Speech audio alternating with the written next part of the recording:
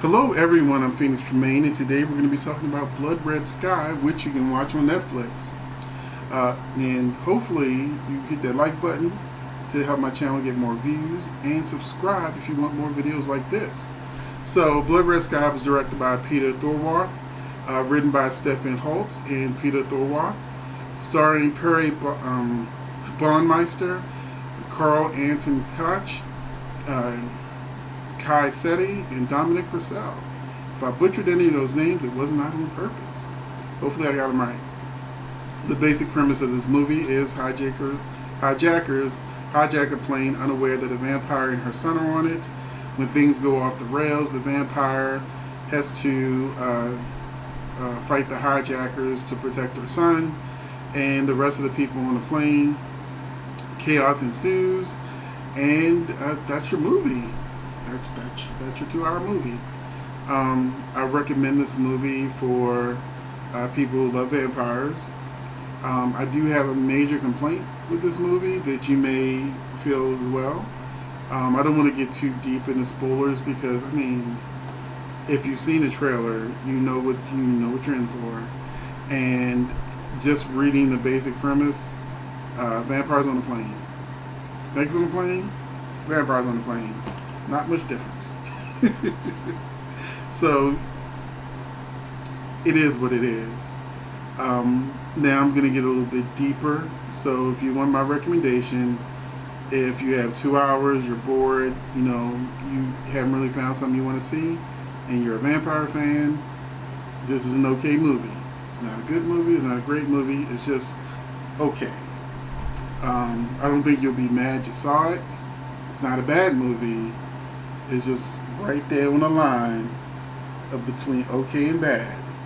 One of the number one things that made this movie almost unbearable for me is the kid, the Carl Anton Koch who plays the son. That boy was working my nerves.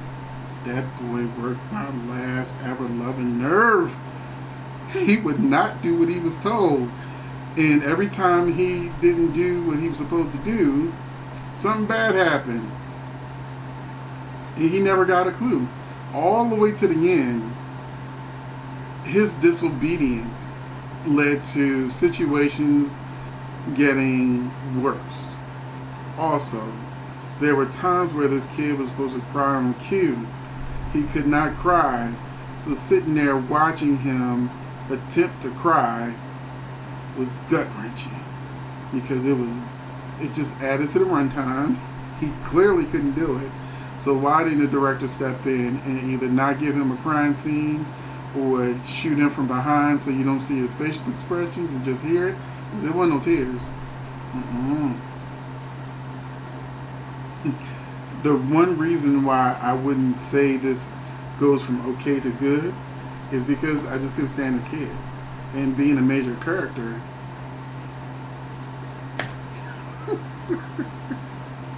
I'm not supposed to want the vampires to get him or for him to go out the window or something, but I wouldn't have been mad.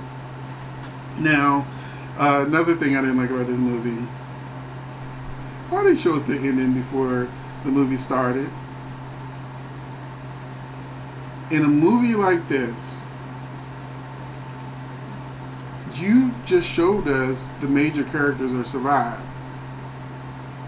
Right in the beginning of the movie, like, they didn't show everybody, but they showed at least 2 of the major players that they are alive at the end of the movie.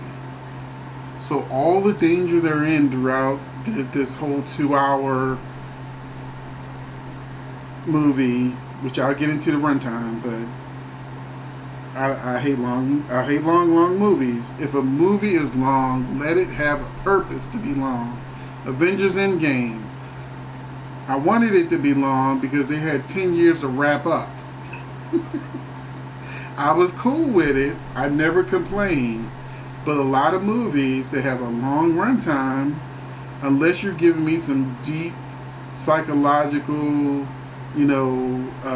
great scenes or whatever, or action, and sometimes the action goes too far too, but action or something like that, you know, we don't need a 2 hour long vampire movie on a plane.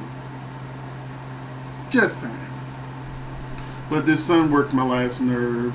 They showed us the ending at the very beginning of the film, and at least 25 minutes of this movie was unnecessary, and they could have merged those scenes with the scenes on the plane. So the scenes I would have changed. The son and the mother did not arrive at the airport at the same time. We didn't need to see that footage. Fareed and the son have small talk at the airport that could have been done right on the plane. They could have been sitting right across from each other, or he could even, I think they had 3 seats per person. He could have even been in his a seat with them where he could have got to know the little boy or whatever. That could have happened on the plane. We also see the mother drink some blood and they give herself a shot that causes pain. This clearly is something that represses her vampirism. They also show us that she did it again on a plane. So why are you showing us the same scene twice? You could have just showed us on the plane and called it a day. Why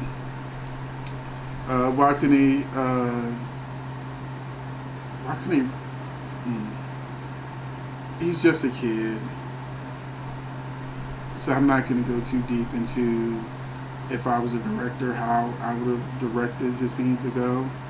But it was just so annoying. The ending for me was left way too open. It left me with a lot of questions on like, I know you set it up so that this certain thing happens at the end of the movie, and I'm like, so one, you should have had more scenes of bonding if you were going to go that route. 2, I may have even let that person be a family friend or something, if that's the route you were going to go. The people who are vampires, they were okay.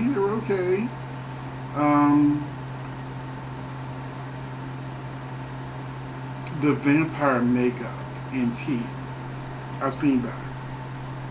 And I feel like because the plane was lit so well, we got to see every flaw, everything that could potentially take us out of the film as we sort of study the actual look of the vampire.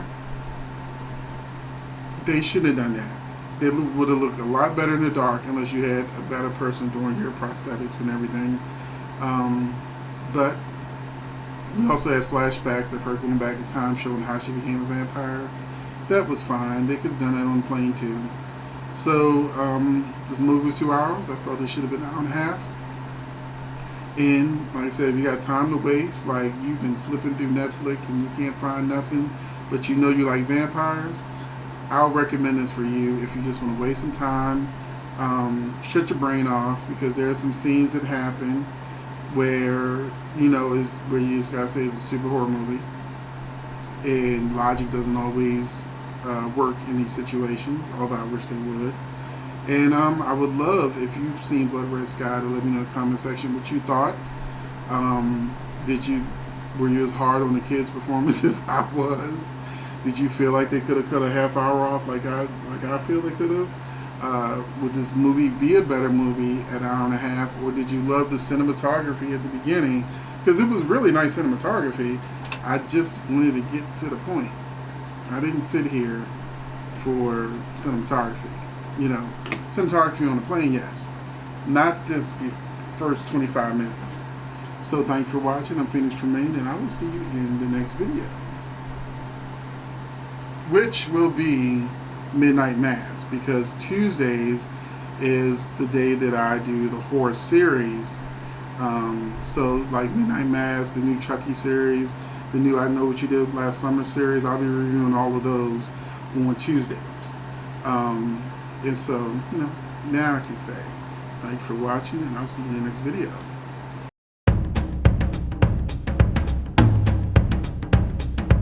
All right.